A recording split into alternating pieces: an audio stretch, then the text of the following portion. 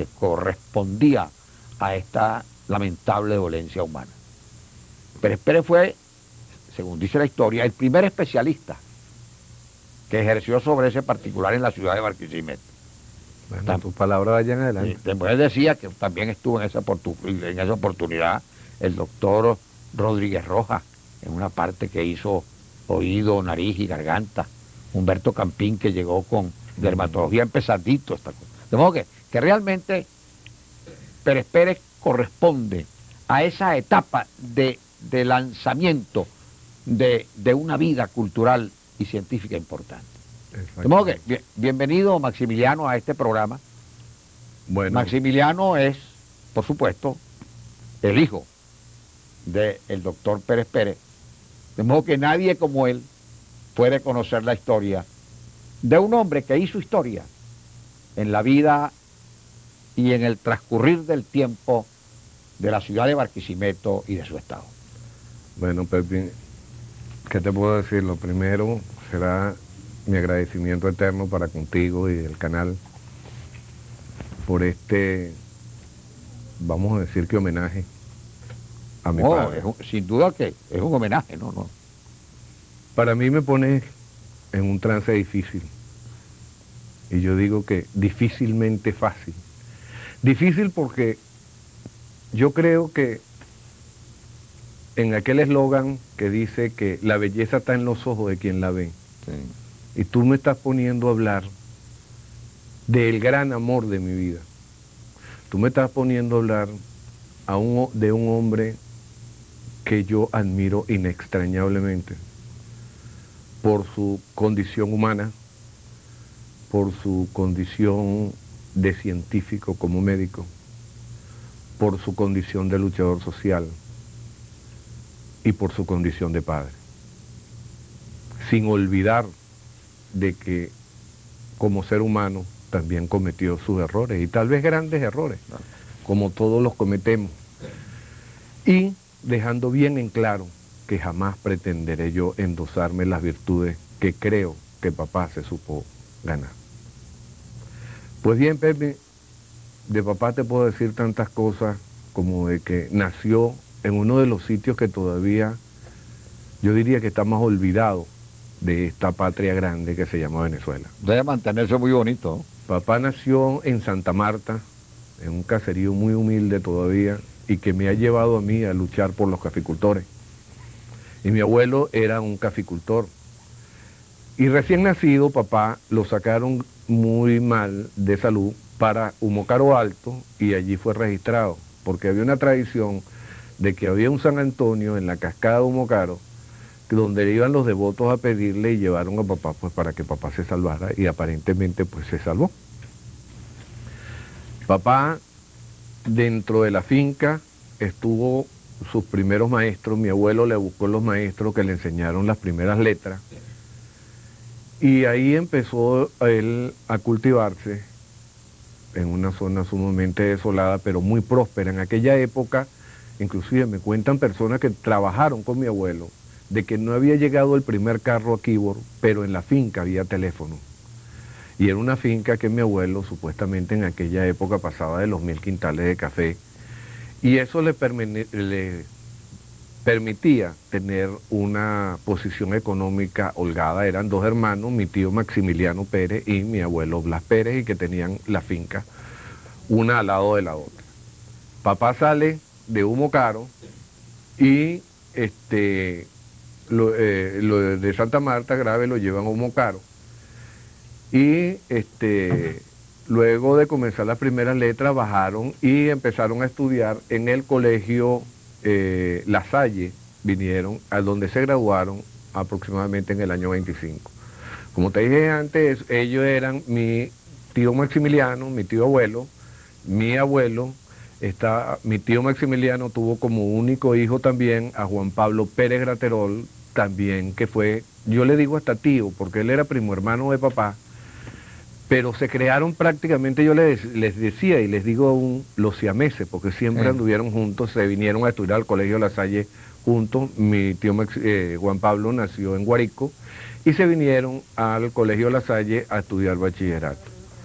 Luego empezaron los problemas de los estudiantes, se graduaron, perdón, de bachilleres y se fueron a estudiar a la central. En 1928 se metieron a lo que llamaban en aquella época los cabezas calientes, Sí. y a los revolucionarios de la época, y conjuntamente con políticos muy conocidos, Jovito Villalba, Andrés Eloy Blanco, Raúl Neoni, Gustavo Machado,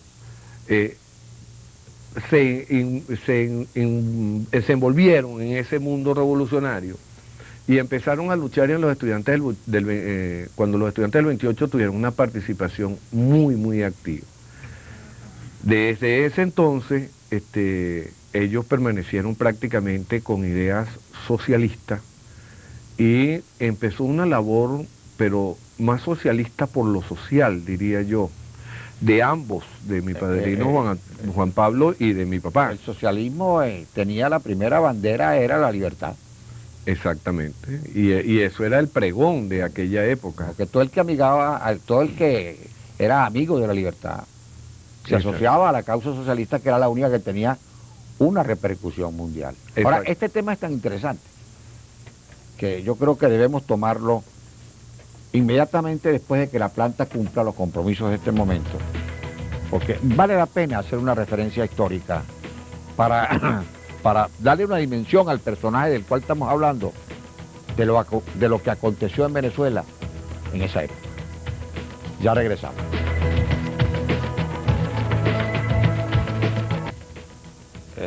Estábamos ya al final de la parte del programa anterior. Tú estabas hablando sobre la participación de tu papá y de tu tío en todo ese proceso de efervescencia política que se va creando en Caracas como una respuesta y como un nuevo aliento en el centro de la Candela. En el centro de la Candela. Fíjate tú que a finales de febrero de 1928, cuando ya se gesta pues la lucha contra la dictadura del general Gómez, papá me contaba que en una oportunidad, la noche antes del cuartelazo, fue Raúl Leoni, que era el presidente de la Federación de Estudiantes, Sí. le dijo: Epifanio, esta noche es la cuestión, búscate un arma. Y papá fue donde don Paco Reynoso y buscó un revólver que le prestó. Y papá, cuando el cuartelazo del San Carlos... Don Paco Reynoso del Tocuyo. Del Tocuyo. Sí, señor. Sí, amigo de toda la vida. Sí. Y entonces, amigo de mis abuelos, y entonces le prestó el revólver. Y papá era el centinela en la plaza del Panteón. Pero no quisiera dejar pasar por alto, Pepi, esta base será de donde troquelan el periódico, donde troquelan el periódico, que muestra la graduación de los estudiantes del Colegio La Salle, que fue una cantera de revolucionarios, una cantera de nuevos profesionales. Yo diría que al siglo pasado ahí fue donde nacieron muchos científicos venezolanos de reconocimiento, inclusive de reconocimiento internacional. Ese reportaje apareció en el diario El Impulso. En el diario El Impulso, sí. El día 26 de junio de 1998, conmemorando el aniversario de los 65 años, sí, del Colegio La Salle. Y en esta foto pues se pueden apreciar inclusive a Francisco José Delgado, Omar Soteldo. Lo pueden marcar ahí. Omar Soteldo Daza. Omar Soteldo todavía vive. Alberto, ingeniero y músico de la Mavare. Y fue el que hizo la casa de mi padre en el año 38, lo comenzó papá a hacer la casa de la carrera 16 en 39, 40. Uno de los hombres más rectilíneos que han tenido que hemos tenido en Barquisimeto. La casa de la calle Regeneración número 186 era la de nosotros. ¿Sigue? Manuel Barrera, Jesús María Casal, Pedro Nolasco Pereira, ex gobernador del estado. Esteban Agudo Freite, ex gobernador del estado. Simón Rodríguez, sentado de izquierda a derecha José Ignacio Ramos, Alfonso Reynoso, Antonio Freite, Roseliano Nieves, Joaquín Jiménez. Roseliano Nieves de Boconó. Epifanio Pérez Pérez, que está aquí del penúltimo en esta fila. Entonces esa fue un crisol donde se fundió prácticamente la historia contemporánea de Barquisimeto del siglo pasado. Repito, papá se va de aquí del Colegio La Salle a estudiar en la central y participa en en la lucha de los estudiantes del 28. El doctor Pereira, el mismo que yo acabo de leer, que está en la graduación, hizo este libro, no sé si la cámara esta la puede ponchar, se llama En la prisión, los estudiantes de 1928. Esto muestra, es una narrativa de la participación de los estudiantes larenses que en 1928 participaron en esa gesta, vamos a decir que libertaria, contra la opresión de Gómez, ¿no? Y aquí se puede apreciar que el preso número 5 era precisamente papá, Epifanio Pérez Pérez. Estaban entre otros Alberto Olivares, Ambrosio Pereira, Carlos Figueredo, César Camejo, Epifanio Pérez Pérez, Esteban Agudo Freite, Francisco José Delgado, General Leal, Guillermo Pereira, José T. Jiménez Arraez, José María Domínguez Escobar, Juan Bautista Oropesa, Juan Pablo Pérez Graterol, que era mi tío, Miguel Gutiérrez, Miguel María Eile, Omar Soteldo y Pedro Nicolás Pereira, hijo. Y en el cuartel de policía estuvieron presos Carlos Gil Yepes, José Luis Andrade y Tobías Montes de Oca. Los tres caroreños. Exactamente. Y en los anteriores, caroreños, tocuyanos, quiboreños. Es más, hay una parte... barquisimetano y uno del vecino estado de Yaracuy. Hay una parte que narra el libro donde el día 12 de octubre Eustoquio Gómez le dio un tiro en la cabeza a mi tío Juan Pablo Pérez Graterol. Y entonces, en esa época, papá me contaba de que él fue a buscar, porque andaban buscando a mi tío en todos lados, y mataron a Juan Pablo, era lo que decía, mataron a Juan Pablo, y él lo consigue en el hospital de la Cruz Roja. Fletaron un carro en aquella época, y se vinieron a Guárico. Pero cuando llegaron a Guárico, el jefe civil les mandó a decir, díganle a los muchachos de Blas que ya yo sé que llegaron, que tienen media hora para desaparecerse, porque si no los voy a hacer presos. Ellos se devolvieron para Caracas y ahí mi tío Maximiliano y mi abuelo Blas tomaron la decisión de sacar a los muchachos de ese entonces a estudiar a otra parte y se fueron a estudiar, a continuar sus estudios de medicina en la Sorbona, en París. Se fueron los dos, ambos se graduaron allá de médicos. Es más, es muy interesante para que tú veas, como dice, de que distancia y tiempo a veces son muy relativos. Los tutores de papá y de mi padrino Juan Pablo en París eran, y tú te vas a recordar de esa casa que había aquí que se llamaba el Bazar Francés. Claro. Bueno, era don Eduardo Loeb padre, don Eduardo Loeb y don Eduardo Lindemer. No, pero el viejo francés. Sí. Y el viejo Lindemer eran los tutores de papá. Es decir, aparte de que estuvo en el negocio de Lindemer y Loeb, exactamente, fue el fundador de la Cámara de Comercio del Estado Lara. Bueno. Hace poco tiempo se conmemoraron los 100 años de esa institución. En el lapso ese de estudio de papá... Fue el tutor de tu papá. Eran los tutores, los responsables, inclusive ante las autoridades francesas, de la garantía de solvencia, sobre todo económica, ante los muchachos que iban de Venezuela a estudiar. Recuerda que estábamos en una Venezuela aldeana, era el principio del siglo pasado, donde para eso te decía que es el arranque, ¿no? Y es muy importante que precisamente nuestros televidentes que tienen mucho interés por las cuestiones relacionadas con nuestro pretérito, se den cuenta de cómo va arrancando la ciudad, en qué momento, en qué oportunidades y con qué protagonistas. Es que yo diría que el mismo país. Sí. Porque, es decir, el mundo tuvo un vuelco, fue el siglo pasado, pues. Para ese entonces, para tú ir a Francia, gastabas un mes en barco, porque no había avión, te repito, no había llegado el primer carro aquí, vos. Entonces, las cosas eran como más difíciles, ¿no? Y fíjate tú que precisamente, y esa es una de mis también pasiones por la caficultura, porque en aquella época dos muchachos que prácticamente uno nacido en Guárico, y la otra vez hace como un año salieron un reportaje de un artista de Guárico que estaba en Francia obteniendo muchos éxitos, y yo hasta llamé al canal precisamente y dije que no era la primera vez que de esa zona salían personas a destacarse internacionalmente de una zona tan olvidada, tan deprimida, y que han habido personas que han tenido logros increíbles. Increíble de muchas actividades. Hoy tenemos nosotros a la voz más alta en lengua castellana de lo que podríamos llamar la poesía en prosa, que es Rafael Cadena, de Guárico, ¿no? Ajá, exactamente. Todavía. Exactamente. Y aparte de eso, tenemos al profesor Ramón Lozada, a todo el grupo de Cadena. Mira, un grupo de eso, gente de primera línea, ¿no? Por eso yo te digo de que para mí es difícilmente fácil hablar de mi padre. ¿Por qué? Porque lo conozco, porque sé lo que obtuvo, pero es difícil porque se podría creer de que es que me trato precisamente de endosar virtudes que no son mías, fueron de él y son de él. Sí, Maxi, pero es verdad, Max, pero no, por otro lado, es fácil hablar de una persona quien la tuviste tan cerca y que la conservas tan cerca en tu vida y en tu acción como hombre preocupado por el porvenir de tu región y por el bienestar de su gente. Vamos a cumplir los compromisos de la planta en este momento y regresamos a esta conversación con Maximiliano Pérez.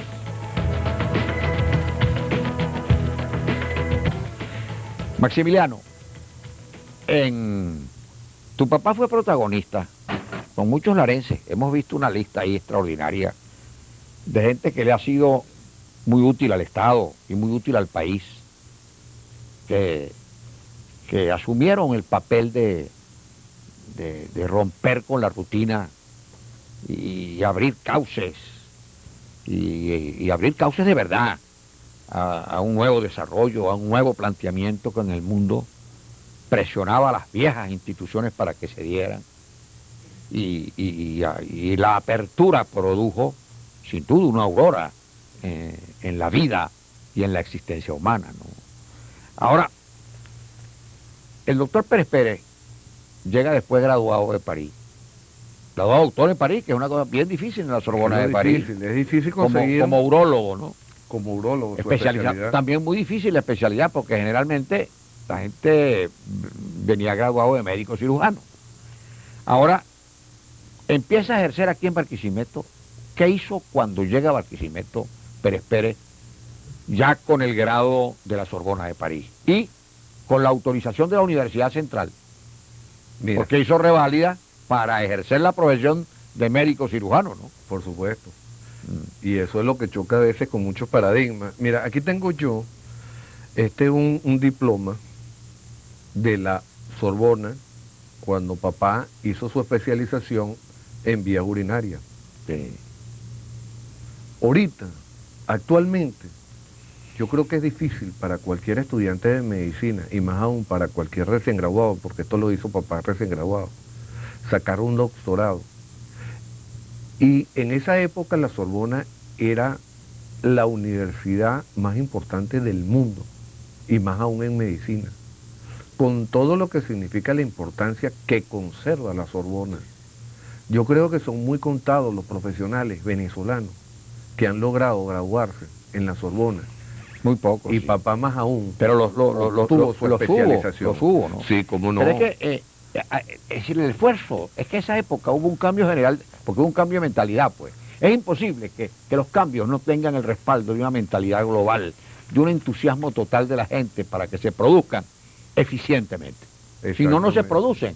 Si no son cambios a media, o son como decían antes en nuestros tiempos, son simples cambios, ¿no?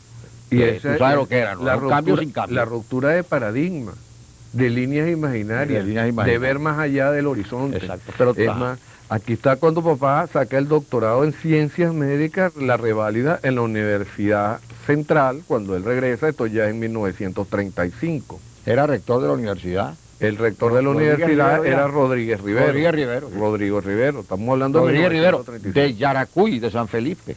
Y es más... Y lo que ha nombrado ahí está Carlos Gil Yepes, que se fue a la Caracas. Eso que tú dices de que sí, pero hay una cosa importante, de Guárico, de Carora, de los Andes, de San Felipe. Exactamente. Y de los pueblos larenses, andinos y llaneros. El llano dio mucha gente importante, y del oriente del país. Yo no sé van si la Cámara... a fortificar Caracas y hacen la cultura del país.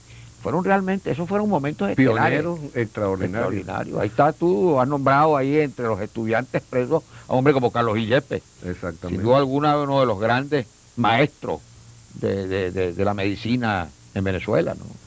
Y aquí tienen, no sé si la cámara pueda poncharla bien, esta es una medalla que obtuvo papá como campeón pitcher en la Liga Francesa de Béisbol, Federación Francesa de Béisbol, 1930. Y debería ser cuarto bate, porque Pérez Pérez siempre fue un hombre. Papá fue Y ahí muy lo vemos en la foto de que fue un hombre de... Papá fue muy deportista, papá practicaba argolla, papá practicaba paralela y barra fija. Y fue muy deportista, por eso que te digo yo, es que hablar de papá es una gama de cuestiones que hacen un hombre polifacético. Es más, lo que tú me hiciste la pregunta que comenzamos el negro, ¿qué hace papá cuando regresa?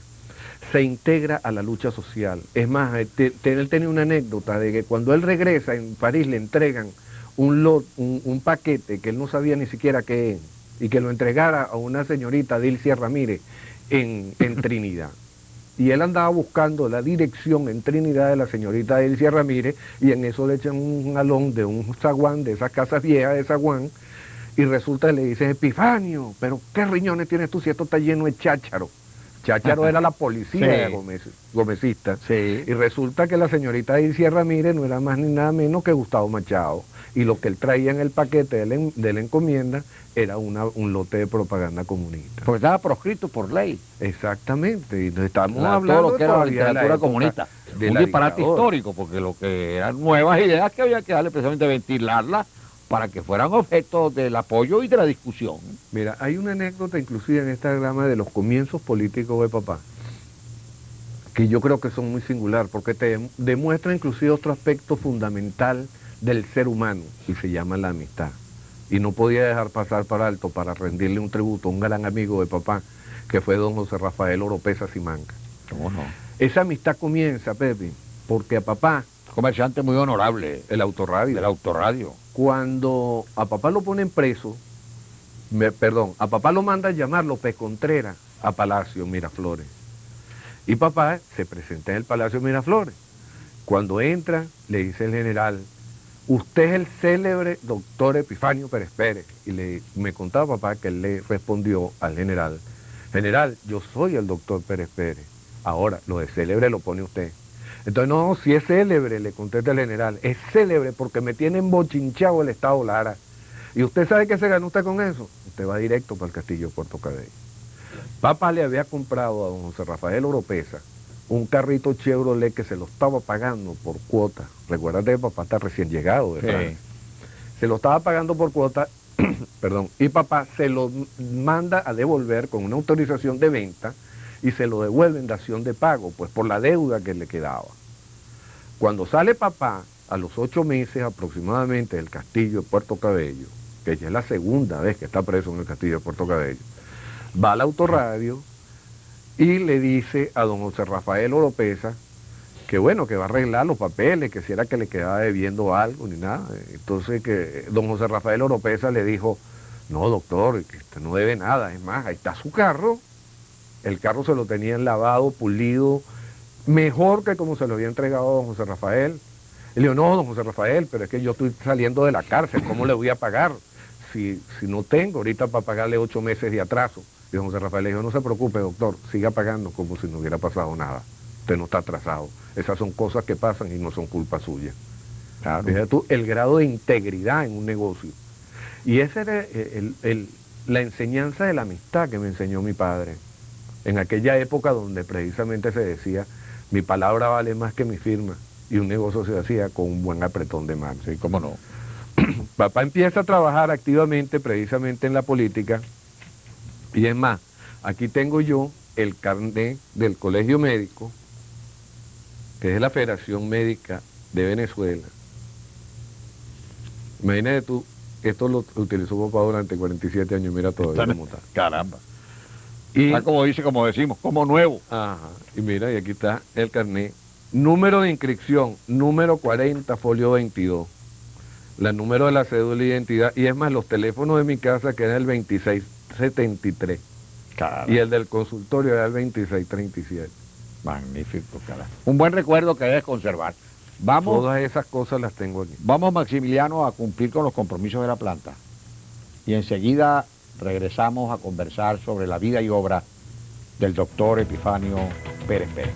Maximiliano, tu papá tuvo, aparte de todas esas actividades sociales, fue presidente del Club de Leones, actividades políticas, fue diputado, actividades profesionales muchísimas, fue un médico de muchísimos, de un amplio ejercicio profesional, de trabajo por la gente con una gran entrega, sí, una vida muy, muy, muy entera y muy llena de los demás, ¿no? ¿Verdad? Mira, Pepe, Tenemos que aprovechar el tiempo que nos queda para que la gente tenga una idea más clara si se puede llamar de orgullo, quién fue Pérez Pérez, ¿no? si se puede llamar orgullo una gran satisfacción, Ujú.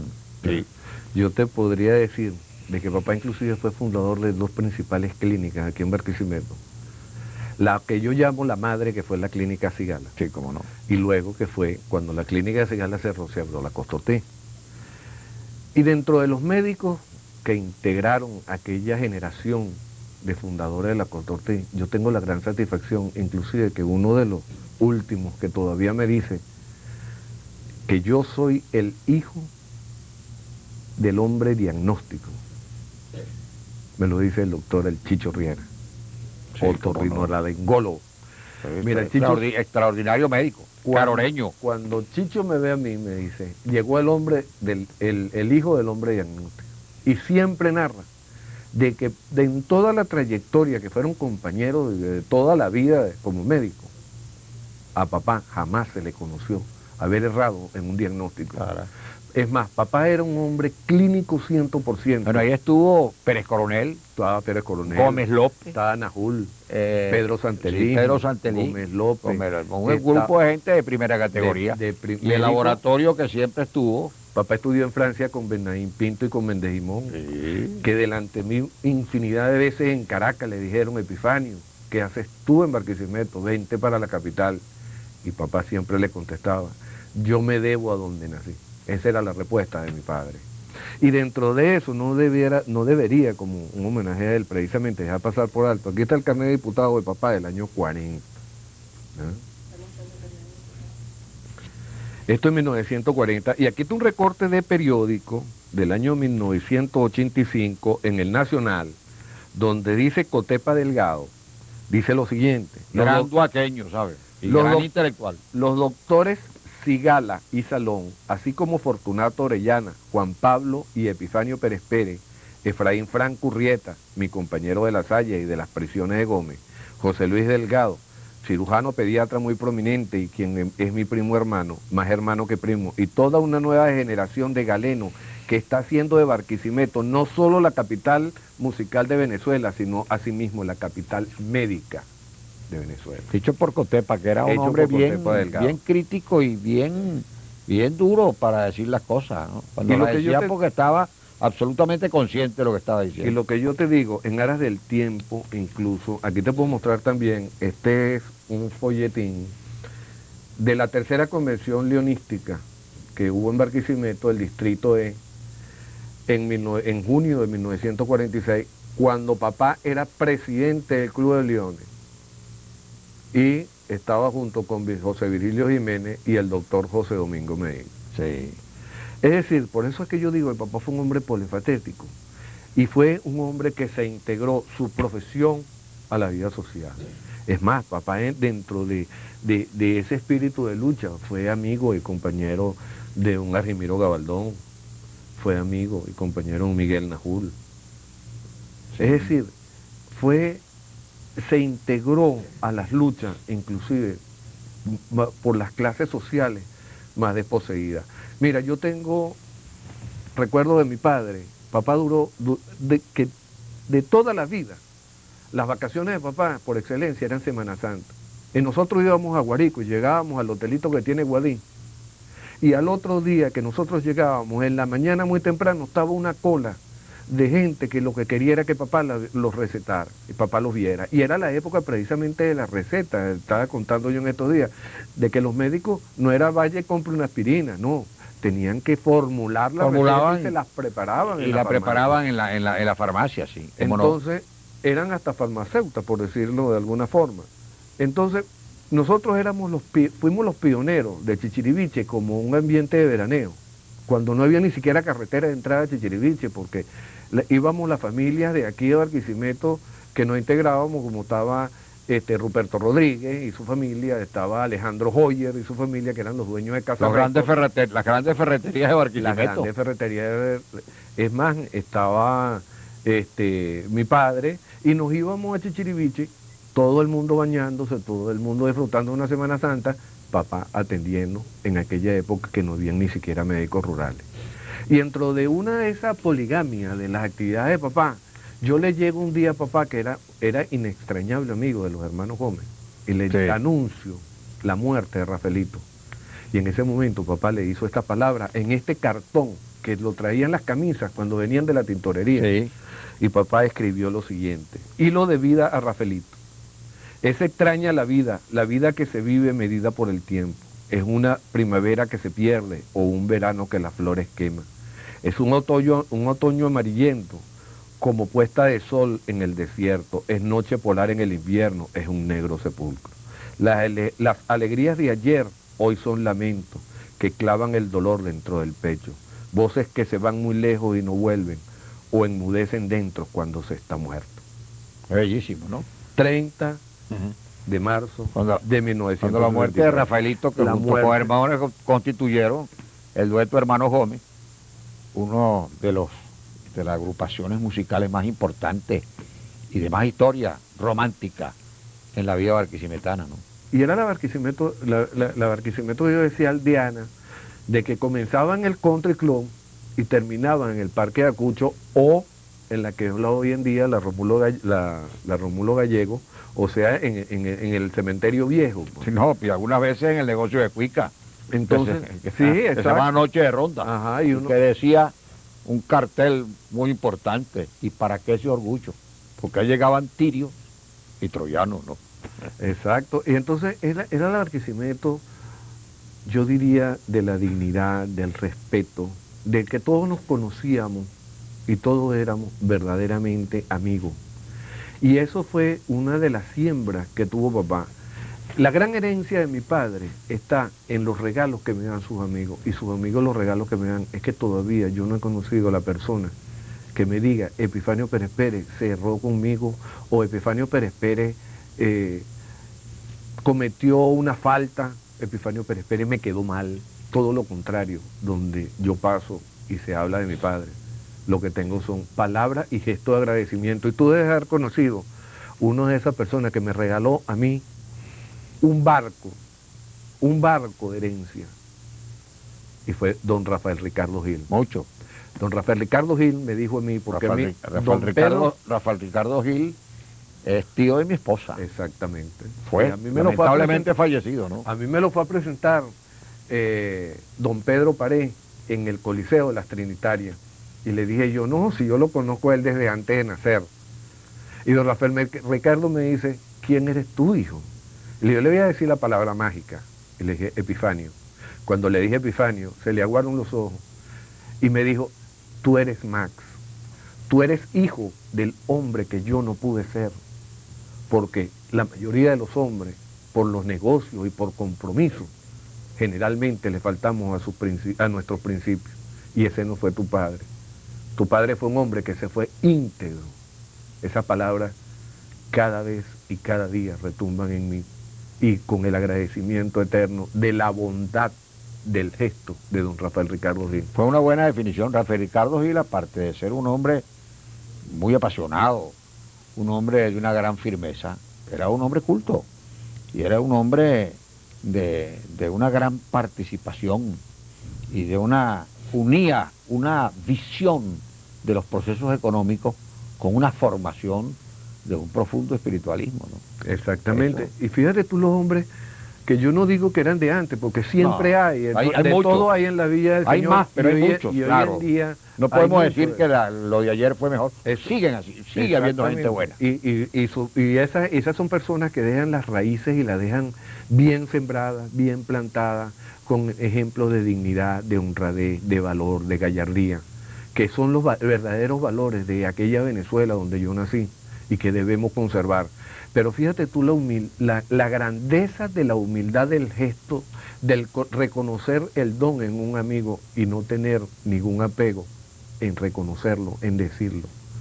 Eso yo creo que son las cosas que inspiran y hacen de que cualquier ser humano se nutra, se fortalezca para poder hacer una buena labor.